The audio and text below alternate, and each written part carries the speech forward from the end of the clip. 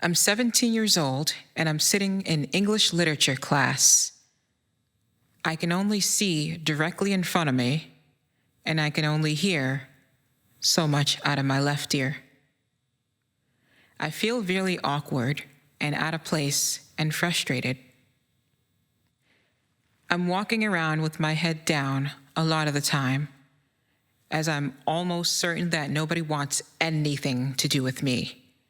I don't have confidence in myself, none whatsoever.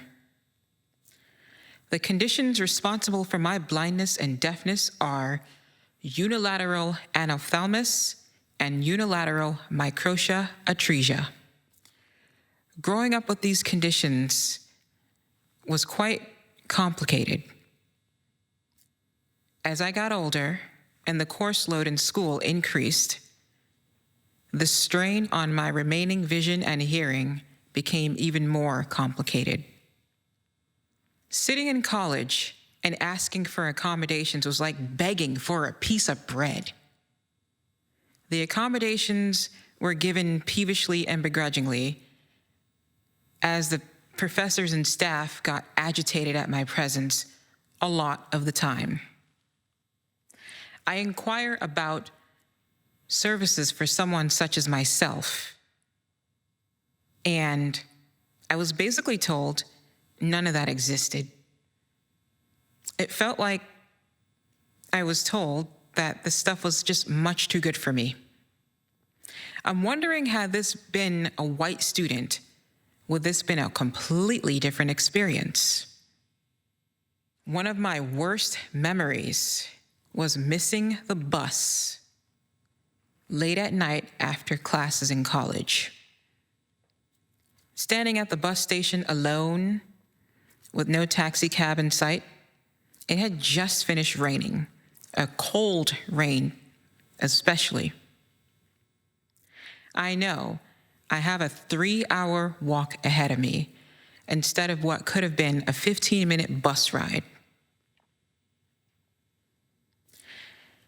The thought of crossing streets and train tracks with poor vision and hearing without sound direction in a city like Boston was frightening and extremely anxiety-inducing. I was afraid to ask for help because I'm a Black woman, and I feared for my safety. My mom was up worried sick that night. My phone was dead, and as I finally get home, I'm relieved, but I'm really cold.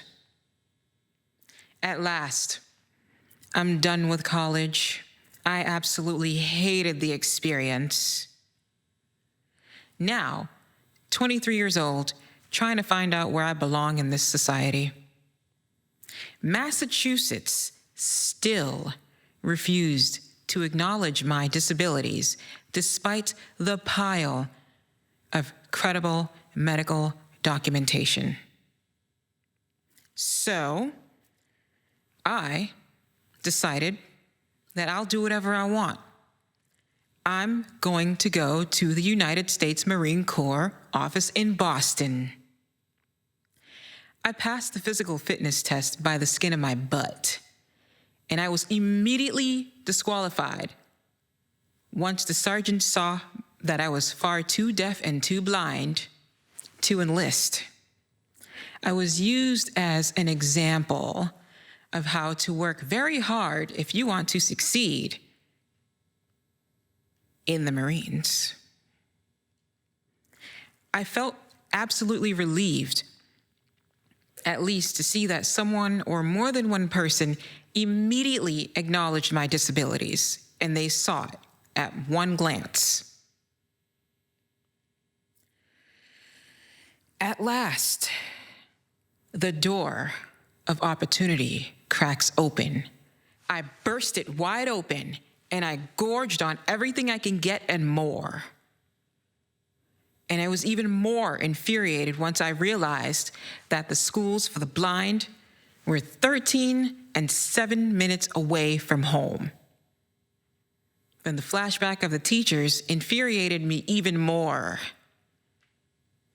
So, today, I'm 31 years old, and I'm able to teach deafblind people how to use their assistive technology, and I'm also skilled in these things myself as a deafblind individual.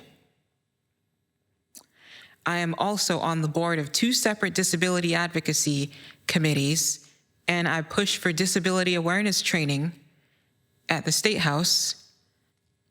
This is not just about self-advocacy. You can't see what's being hidden from you once it's being denied.